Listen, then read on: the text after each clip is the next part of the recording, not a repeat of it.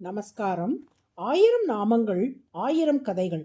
265வது திருநாமம் ஸ்ருதி சாகராய நமக. கும்பகோணத்தில் கோவில் கொண்டிருக்கும் ஸ்ரீ சாரங்கபாணி பெருமாள் திருக்கோவிலில் வருடந்தோறும் ஆடி மாதத்தில் பவித்திர உற்சவம் நடைபெறும். 1950களில் இவ்வுற்சவம் அங்கே நடைபெற்ற போது குடந்தையில் அப்போது வசித்து வந்த ஆசுகவி வெல்லூர் ஸ்ரீநிதி சுவாமிகள் அந்த உற்சவ காலம் முழுவதும் சாரங்கபாணி கோவிலில் வேத பாராயணம் செய்து வந்தார். அவர் தினமும் கோவிலுக்கு வருவதைக் கண்ட ஒரு நண்பர் அவரது தினசரி வருகைக்கான காரணத்தை வினவினார்.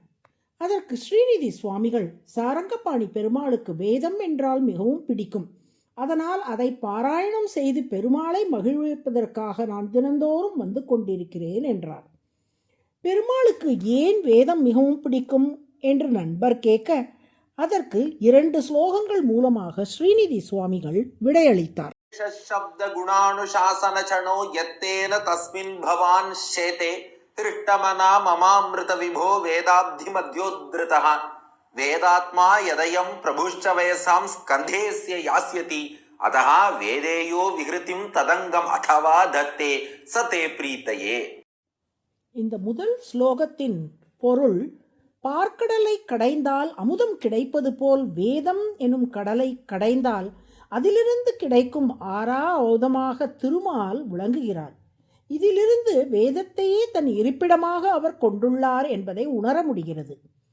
பதஞ்சலியாக அவதரித்து வேதத்தின் அங்கமான வியாக்கரணத்துக்கு உரை எழுதிய ஆதிசேஷனையே தனது படுக்கையாக திருமால் கொண்டுள்ளார். வேதஸ்வரூபியாக திகழும் கருடனை தனது வாகனமாக திருமால் கொண்டிருக்கின்றார். இவற்றிலிருந்து வேதம் கற்றவர்கள், வேதம் அங்கங்களோடு தொடர்புடையவர்கள் ஆகியோர் திருமாலுக்கு மிகவும் பிரியமானவர்கள் என்பதை நாம் அறிய முடிகிறது என்ற கருத்தை தெரிவிக்கின்றார். கும்பகோண நகரே வேதேஷு பாரங்கதைஹி யுக்தே வைதிக நாமதேய மகிதே சேதே விமானே பவான் வேதம் வேத்மின வேத புஸ்தகமஹம் ஹஸ்தே பிபர்மியன்வகம் வியாஜீகிருத்ய ததேவ ஹே கருணையா மாம்பஸ்ய திருட்யாமனாக். 2வது ஸ்லோகத்தின் வாயிலாக திருமால் இந்த அளவுக்கு வேதத்தை விரும்புவதால் தான் வேதம் வல்லார்கள் பலர் வாழும் கும்பகோணத்தில் வைதிக விமானம் என்று பெயர் பெற்ற விமானத்தின் கீழே அவர் கோயில் கொண்டுள்ளார். நான் வேதத்தை கற்காவிட்டாலும் வேத புத்தகத்தை கையில் ஏந்தி கொண்டு சாரங்கபாணியின் திருமுன்பே வந்து தினமும் நின்று விடுகிறேன். அந்த வேத புத்தகத்தை பார்த்து மகிழ்ந்தாவது அடியேனுக்கு அவர் அருள் புரிந்திடுவார் அல்லவா என்று தெரிவித்தார். ஸ்ரீநிதி சுவாமிகள் அனைத்து வேதங்களும் கற்று தேர்ந்தவராக இருந்த போதும் தம்மை தாழ்த்தி பேசுவது பெரியோர்களின் வழக்கம் ஆதலால் தாம் வேதம் கற்கவில்லை என்று கூறிக்கொண்டாராம்.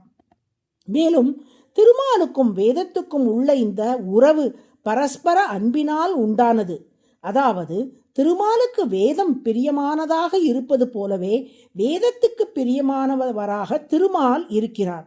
நதிகள் அனைத்தும் கடலில் சென்று சேர்வது போல் வேதங்களால் போற்றப்படுபவரும் வேதங்களுக்கு நெருக்கமானவருமான திருமாலிடம் சென்று அனைத்து வேதங்களும் நதி போல் சேர்கின்றன என்று விளக்கினார் ஸ்ரீநிதி சுவாமிகள்.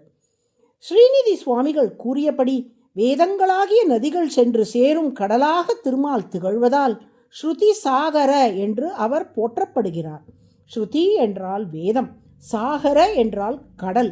ஸ்ருதி சாகர என்றால் வேதங்களாகிய நதிகள் சேரும் கடல் என்று பொருள். அதுவே சகஸ்ரநாமத்தின் 265வது திருநாமம். ஸ்ருதி சாகராய நம என்று தினமும் சொல்லி வரும் அன்பர்களுக்கு வேத ஞானம் நன்கு நிறையும்படி திருமால் அருள் புரிவார்.